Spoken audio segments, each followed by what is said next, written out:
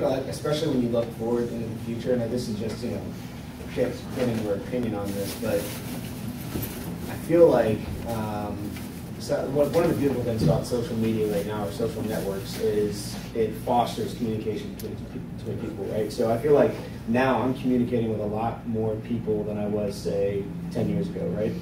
But it feels like some of the things in terms of how this thing could evolve actually will limit communication, especially face-to-face communication. So, I mean, for instance, your example of, looking at customer reviews or something like that of a TV set, so eliminates the need for having a face-to-face salesperson. For, you might not take it that far, but you could see how it would limit the need for that. Or seeing somebody in a bar, perfect example of somebody that, so you automatically cross that person off your list. Maybe that was your future husband, even though he wasn't, single at the time. Does that, do we feel like there is... Don't let the ring stop you. Is that... I would assume that there's going to be some sort of backlash against a lot of these things. And is that something that... Do you think that the momentum behind these sort of evolutions of social media is too powerful now, that it's going to happen whether you like it or not? Or do you think that that's something that, society as a whole needs to take into consideration? I feel like we can get to a point where you don't ever have to talk to anybody your entire life.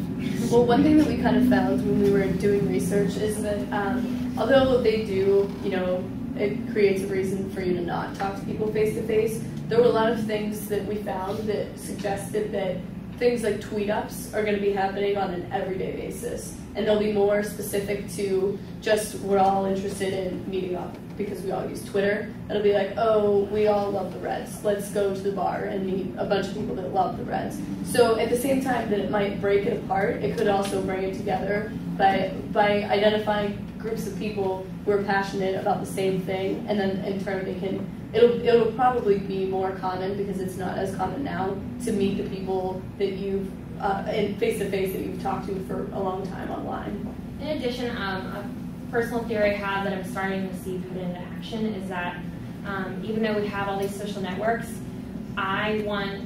it's like almost a trend of defriending, because in the beginning you're like, oh yeah, I want to follow this person, I want to friend this person, but the more the social networks evolve and become more mature, you're finding, I don't really want to know about so-and-so who I met once. I don't want to see their pictures. So it's becoming, even though they're like the networks are getting bigger and bigger, your interests and actual real connections are becoming smaller and smaller. So it's kind of personalizing it, even though the experience might be getting bigger, the experience